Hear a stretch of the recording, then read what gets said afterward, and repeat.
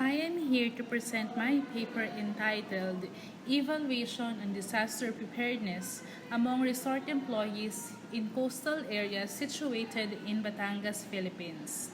I am Noelah Borbon from Lyceum of the Philippines University, Batangas. Philippines is considered as one of the country that is at risk more especially in climate-related disasters such as earthquake, heavy typhoons, flood, volcanic eruptions, extreme temperature, and even fire. The Philippines has a strong set of policies, frameworks, and plans for disaster risk reduction through which work on resilience can be grounded. The key law in the Philippine Disaster Risk Reduction and Management Act of 2010 established that the local councils at the regional, provincial, municipal, and community levels that replicate the National Disaster Risk Reduction and Management Council's responsibilities. However, the local councils are often understaffed or even lack professionalization, and a significant gap exists as the NDR or MC cannot supervise all the local councils. There are four emerging contexts in relation to resilience, which includes the disaster measurement, methodologies, management, and daily needs disaster readiness. Batangas is famous for diving sites with a diverse biodiversity. Just this year, Batangas ranked top 3 most visited destination in the whole country, which is the Philippines. They are rich in terms of natural resources, significantly with a high quality beaches accommodation in Batangas. Methods.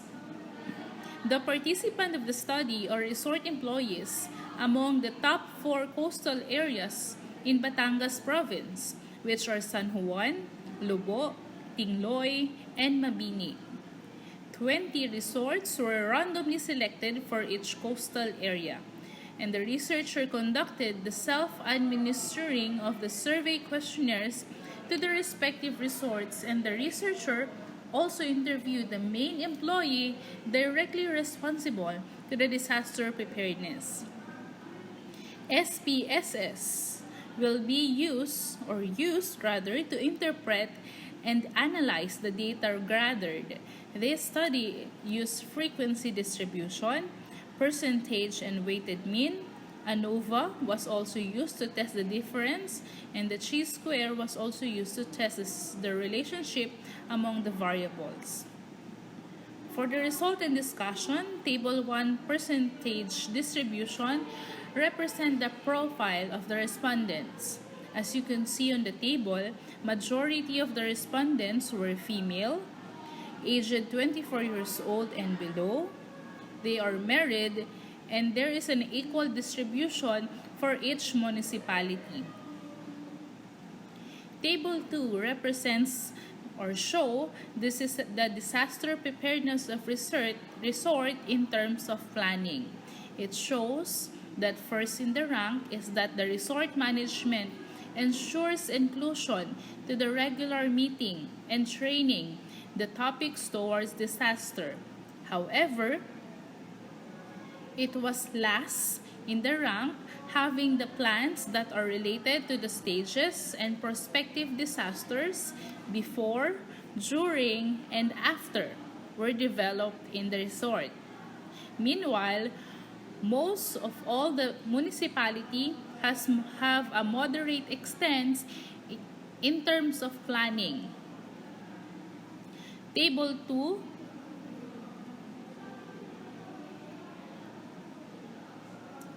Table 3 represents the disaster preparedness of resort in terms of convenience and availability of the equipment. It shows that it has a moderate extent, having the first rank having that The locks have been determined and met before being prepared toward the disaster. However, last in the rank is there are supplies such as blanket, battery, powered radio, tent, and the like at the resort. Table 4 presents the disaster preparedness of the resort in terms of implementation of disaster plan.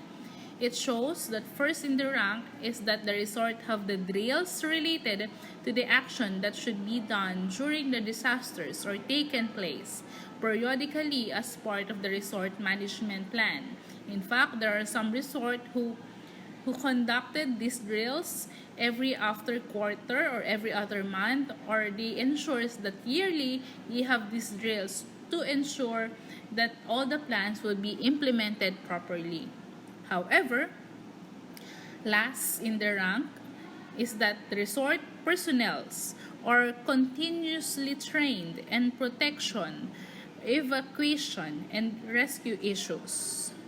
So with this, there are some action plan to be recommended to solve these issues in terms of disaster preparedness.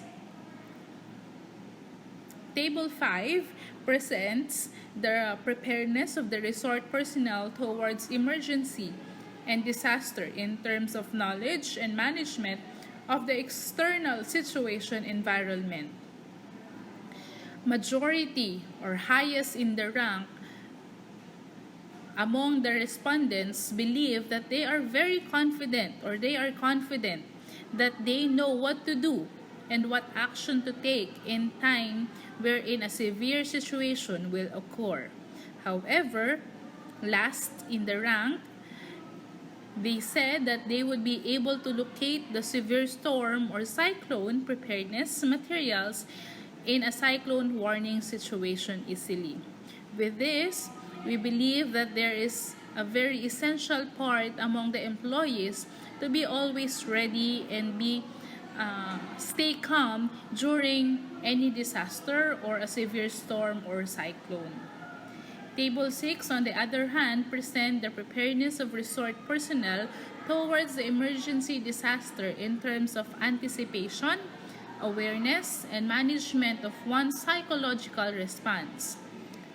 First, in the rank, majority of the respondents believe that they seem to be able to stay cool and calm in most difficult situation, which is very important. Last in the ranking is that in terms of severe storm or cyclone situation, they would be able to cope up with their anxiety and fear. So this is very contrasting. Even though they are able to stay cool and calm, however, last in the rank, they may feel some anxiety or fear, which we cannot be avoid.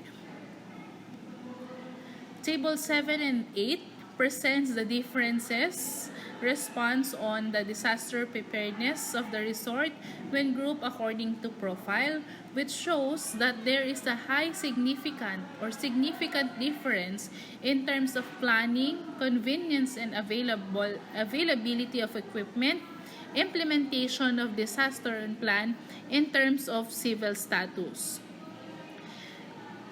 Based on the result, it shows that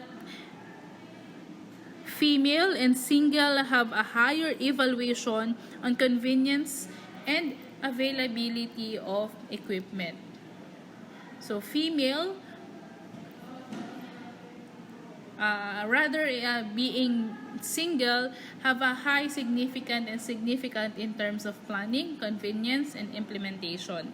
However, in terms of the responses on the disaster preparedness in terms of knowledge and management of external situation, environment, and anticipation awareness, it shows that it is significant in terms of convenience and availability. Table 9 shows there are 3 key result area. For the first key result area, it shows that or we recommend that for the personnel to be well trained on protection, evacuation, and rescue issues.